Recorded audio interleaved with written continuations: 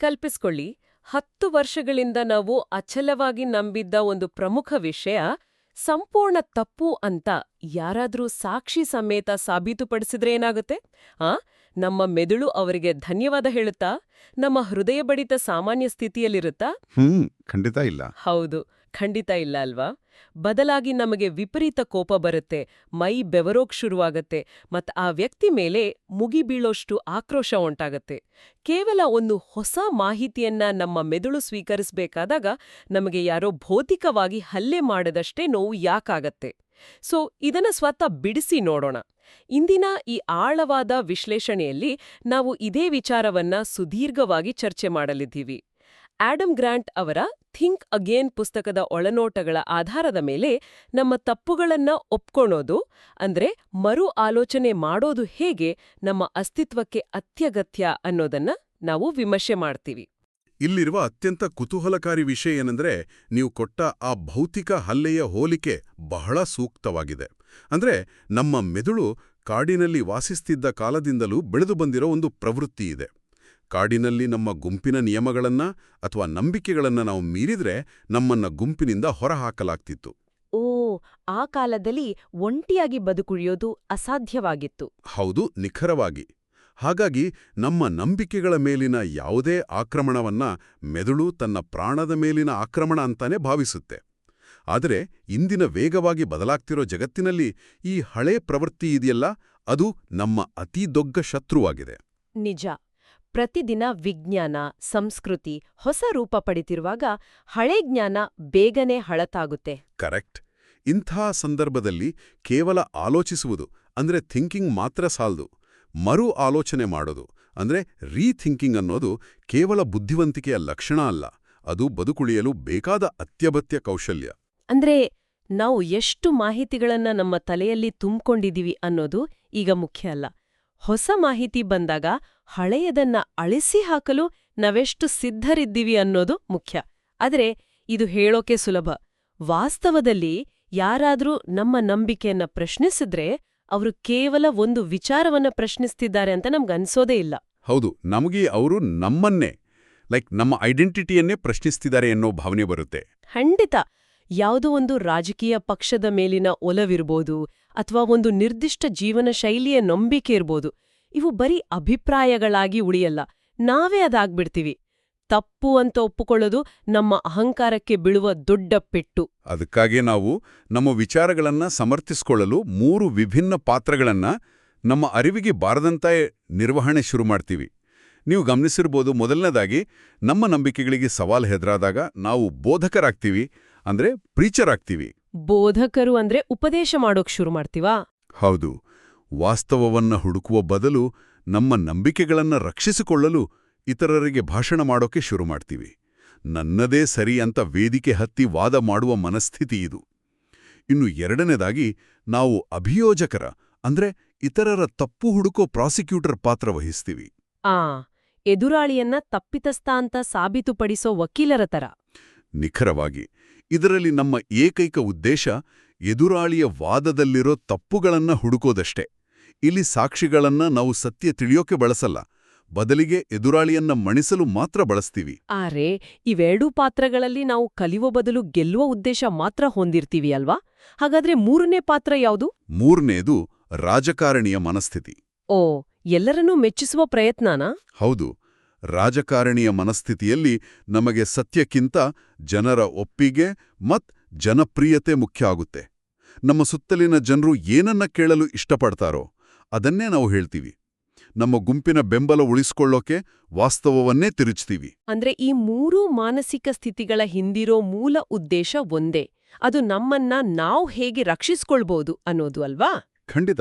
ನಮ್ಮ ಅಹಂಕಾರವನ್ನ ಕಾಪಾಡಿಕೊಳ್ಳೋದು ಮಾತ್ರ ಇಲ್ಲಿ ಮುಖ್ಯ. ಹೊಸದನ್ನ ಕಲಿಯೋ ಪ್ರಕ್ರಿಯೆಗೆ ಇಲ್ಲಿ ಜಾಗವೇ ಇರಲ್ಲ. ಇಲ್ಲಿ ವಿಷಯ ನಿಜಕ್ಕೂ ಆಸಕ್ತಿದಾಯಕ ಆಗುತ್ತೆ ನೋಡಿ. ಈ ಸಂದರ್ಭಕ್ಕೆ ಒಪ್ಪುವಂಥ ಒಂದು ಅದ್ಭುತವಾದ ಹೋಲಿಕೆ ಇದೆ. ನಾವು ನಮ್ಮ ನಂಬಿಕೆಗಳನ್ನ ಸ್ಮಾರ್ಟ್ಫೋನ್ ಸಾಫ್ಟ್ವೇರ್ ಅಪ್ಡೇಟ್ಗಳ ಥರ ನೋಡ್ಬೇಕು. ಇದು ಚೆನ್ನಾಗಿದೆ. ಅಲ್ವಾ? ನಮ್ಮ ಫೋನ್ಗೆ ಹೊಸ ಅಪ್ಡೇಟ್ ಬಂದಾಗ ಅದರಲ್ಲಿ ಹಳೆಯ ತಪ್ಪುಗಳನ್ನ ಸರಿಪಡಿಸಿದ್ದಾರೆ ಅಂತ ಗೊತ್ತಾದಾಗ ನಾವು ಅತ್ಯಂತ ಸಂತೋಷದಿಂದ ಅದನ್ನ ಇನ್ಸ್ಟಾಲ್ ಮಾಡ್ತೀವಿ. ಅದಕ್ಕಾಗಿ ನಾವೇನು ಅಳಲ್ಲ. ಆದ್ರೆ ನಮ್ಮ ನಂಬಿಕೆಗಳ ವಿಚಾರಕ್ಕೆ ಬಂದ್ರೆ ನಾವು ಅದನ್ನ ಮೈಮೇಲೆ ಹಾಕೊಂಡ ಶಾಶ್ವತ ಟ್ಯಾಟೂ ತರ ಭಾವಿಸ್ತೀವಿ. ಎಕ್ಸಾಕ್ಟ್ಲಿ, ಹಚ್ಚೆ ಅಥವಾ ಟ್ಯಾಟೂ ಥರ. ಆ ಹಚ್ಚೆಯನ್ನ ಅಳಿಸೋದು ಬಹಳ ನೋವಿನ ಪ್ರಕ್ರಿಯೆ. ನಮ್ಮ ಐಡೆಂಟಿಟಿ ಎಂಬ ಟ್ಯಾಟೂ ಅಳಿಸಿ ಹೊಸತನ್ನ ಬರೆಯೋಕೆ ಲೇಸರ್ ಕಿರಣಗಳಂತೆ ಬೇಕಾಗತ್ತೆ. ಈ ಬೋಧಕ, ವಕೀಲ ಮತ್ತು ರಾಜಕಾರಣಿಯ ಪಾತ್ರಗಳು ಈ ಟ್ಯಾಟೂನ ರಕ್ಷಿಸಿಕೊಳ್ಳುವ ಗುರಾಣಿಗಳಂತೆ ಕೆಲಸ ಮಾಡ್ತವೆ. ವಾ, ಇದು ಅದ್ಭುತವಾದ ವಿಶ್ಲೇಷಣೆ. ಆ ಟ್ಯಾಟೂ ಅಳಿಸುವಾಗ ಆಗುವ ನೋವು ವಾಸ್ತವದಲ್ಲಿ ನಮ್ಮ ಈಗೋ ಅಂದ್ರೆ ನಮ್ಮ ಅಹಂಕಾರ ಸಾಯುವಾಗ ಆಗುವ ನೋವು.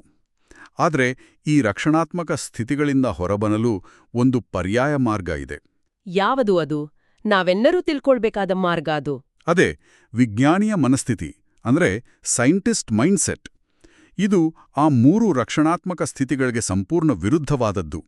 ಒಬ್ಬ ನೈಜ ವಿಜ್ಞಾನಿ ತಾನು ಮಾಡಿರೋ ಊಹೆಗಳ ಮೇಲೆ ಎಂದಿಗೂ ಪ್ರೀತಿ ಬೆಳೆಸ್ಕೊಳ್ಳಲ್ಲ.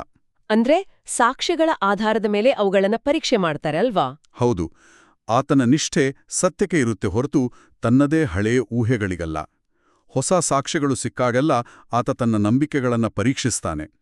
ತನ್ನ ನಂಬಿಕೆಗಳು ತಪ್ಪು ಅಂತ ಸಾಬೀತಾದ್ರೆ ಆತ ಕುಸಿದು ಹೋಗಲ್ಲ. ಬದಲಾಗಿ ಹೊಸದು ಕಲಿಯೋದಕ್ಕೆ ಖುಷಿ ಪಡ್ತಾನೆ. ಹಾಗಾದ್ರೆ ಇವೆಲ್ಲದರ ಅರ್ಥ ಏನು? ಇಲ್ಲ ಅನ್ನೋದೊಂದು ಪ್ರಬಲವಾದ ಪ್ರಶ್ನೆ ಇದೆ. ಈ ವಿಜ್ಞಾನಿಯ ಮನಸ್ಥಿತಿ ಅನ್ನೋದು ಪುಸ್ತಕಗಳಲ್ಲಿ ಓದೋಕೆ ಬಾಳ ಚೆನ್ನಾಗಿರ್ಬೋದು. ಆದ್ರೆ ನಾವು ಬದುಕ್ತಿರೋದು ಕತ್ತು ಕೊಯ್ಯುವಂತಹ ಸ್ಪರ್ಧಾತ್ಮಕ ಜಗತ್ತಿನಲ್ಲಿ, ವಿಶೇಷವಾಗಿ ಕಾರ್ಪೊರೇಟ್ ವಲಯದಲ್ಲಿ ನೋಡಿ. ಅಲ್ಲಿ ತಪ್ಪು ಒಪ್ಪುಕೊಳ್ಳೋದು ಕಷ್ಟ. ಹೌದು. ನಾಯಕರಾದವರು ಎಲ್ಲದಕ್ಕೂ ಉತ್ತರ ಗೊತ್ತಿರೋರಂತೆ ವರ್ತಿಸ್ಬೇಕು ಅನ್ನೋ ನಿರೀಕ್ಷೆ ಇರುತ್ತೆ. ಇಂಥ ವಾತಾವರಣದಲ್ಲಿ ನಮ್ಮ ಜ್ಞಾನದ ಬಗ್ಗೆ ನಾವೇ ಅನುಮಾನ ವ್ಯಕ್ತಪಡಿಸಿದ್ರೆ, ಅಥವಾ ನನ್ಗೆ ಇದ್ರ ಬಗ್ಗೆ ಸರಿಯಾಗಿ ಗೊತ್ತಿಲ್ಲ ಅಂತ ಬಾಸ್ ಮುಂದೆ ಹೇಳಿದ್ರೆ, ಅದು ನಮ್ಮ ಇನ್ಸೆಕ್ಯೂರಿಟಿ ಅಥವಾ ದುರ್ಬಲತೆ ಅಂತ ಇತರರಿಗೆ ಅನ್ಸಲ್ವಾ? ಇದು ವಾಸ್ತವದಲ್ಲಿ ಕೆಲಸ ಮಾಡುತ್ತಾ? ಇದನ್ನ ನಾವು ಸ್ವಲ್ಪ ವಿಶಾಲ ದೃಷ್ಟಿಕೋನದಿಂದ ನೋಡಿದರೆ ಇದರ ಹಿಂದಿರೋ ಮನೋವಿಜ್ಞಾನ ಅರ್ಥ ಆಗತ್ತೆ. ನನಗೆ ಈಗ ಸರಿಯಾದ ಉತ್ತರ ಗೊತ್ತಿಲ್ಲದಿರ್ಬೋದು, ಆದರೆ ಆ ಸರಿಯಾದ ಉತ್ತರವನ್ನು ಹುಡುಕುವ ಸಾಮರ್ಥ್ಯ ನನಗಿದೆ ಅಂತ ಹೇಳಿಕೊಳ್ಳಲು ನಿಜಕ್ಕೂ ಅಪಾರವಾದ ವಿಶ್ವಾಸ ಬೇಕು. ಓ, ಅಂದ್ರೆ ಅದು ದುರ್ಬಲತೆ ಅಲ್ಲ, ಅದು ವಿಶ್ವಾಸ. ಖಂಡಿತ. ಇದನ್ನೇ ಆತ್ಮವಿಶ್ವಾಸದ ವಿನಯಶೀಲತೆ ಅಂದ್ರೆ ಕಾನ್ಫಿಡೆಂಟ್ ಹ್ಯೂಮಿಲಿಟಿ ಅಂತ ಕರೆಯೋದು. ಕೀಳರಿಮೆ ಅಥವಾ ಅಭದ್ರತೆ ಇರೋರು ಮಾತ್ರ ತಮಗೆ ಎಲ್ಲವೂ ಗೊತ್ತಿದೆ ಅಂತ ನಟಿಸ್ತಾರೆ. ಯಾಕಂದ್ರೆ ಅವರಿಗೆ ತಮ್ಮ ಕಲಿಯುವ ಸಾಮರ್ಥ್ಯದ ಮೇಲೆ ನಂಬಿಕೆ ಇರಲ್ಲ. ಹಾಗಾಗಿ ತಮ್ಮ ಹಳೆ ಜ್ಞಾನವನ್ನೇ ಗುರಾಣಿ ತರ ಬಳಸ್ತಾರೆ. ಕರೆಕ್ಟ್. ಆದ್ರೆ ಈ ಆತ್ಮವಿಶ್ವಾಸದ ವಿನಯಶೀಲತೆ ಇರೋ ನಾಯಕ ತನಗೆ ಗೊತ್ತಿಲ್ಲದ್ದನ್ನ ಮುಕ್ತವಾಗಿ ಒಪ್ಕೊಳ್ತಾನೆ. ತಪ್ಪು ಮಾಡೋದು ಹೇಗೆ ನಮ್ಮ ವಾಸ್ತವದ ಗ್ರಹಿಕೆಯನ್ನು ಉತ್ತಮಗೊಳಿಸುತ್ತೆ ಅಂತ ಆತನಿಗೆ ಗೊತ್ತಿರುತ್ತೆ. ಇದರಿಂದ ಆತನ ತಂಡದಲ್ಲಿ ನಂಬಿಕೆ ಹೆಚ್ಚಾಗುತ್ತೆ. ನಿಜ.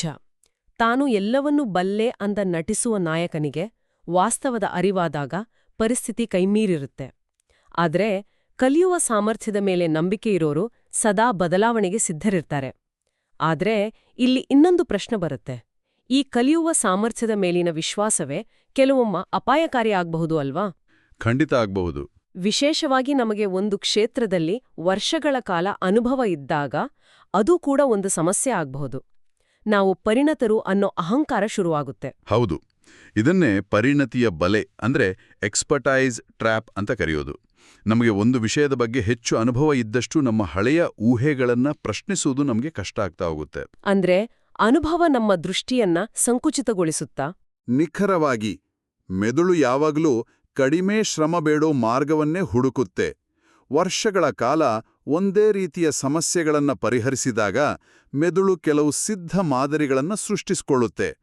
ಆಮೇಲೆ ಹೊಸ ಸಮಸ್ಯೆ ಎದುರಾದಾಗ್ಲೂ ಅದನ್ನ ಆ ಹಳೆಯ ಫ್ರೇಮ್ವರ್ಕ್ ಒಳಗೆ ತುರುಕೋಕೆ ಪ್ರಯತ್ನ ಪಡುತ್ತೆ.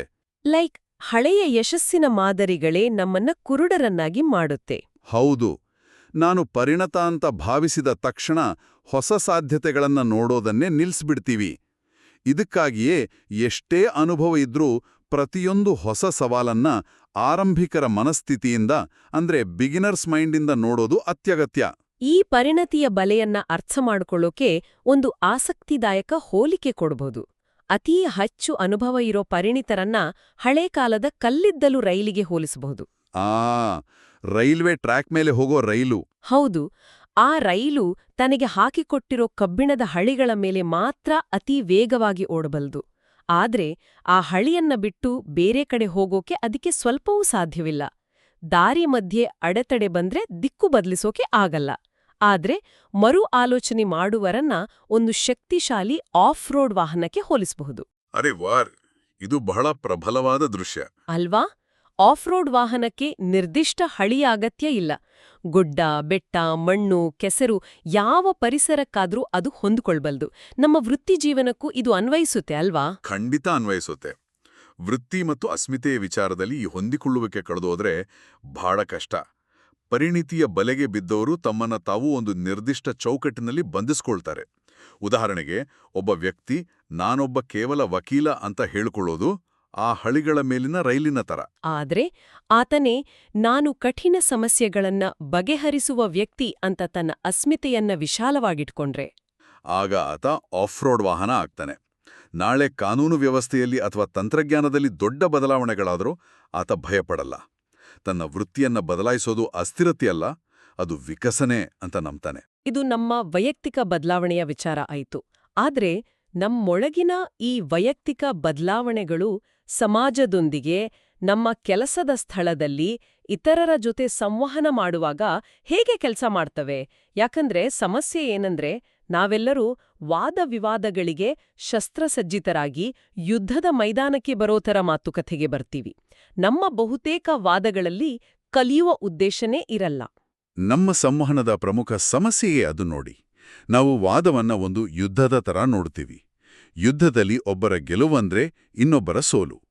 ನೀವು ಎದುರಾಳಿಯ ಮೇಲೆ ಬಲವಾದ ವಾದಗಳಿಂದ ಆಕ್ರಮಣ ಮಾಡಿದ ತಕ್ಷಣ ಅವರ ಮೆದುಳಿನಲ್ಲಿ ರಕ್ಷಣಾತ್ಮಕ ಕವಚ ಅಂದ್ರೆ ಡಿಫೆನ್ಸಿವ್ನೆಸ್ ಆನ್ ಆಗ್ಬಿಡುತ್ತೆ.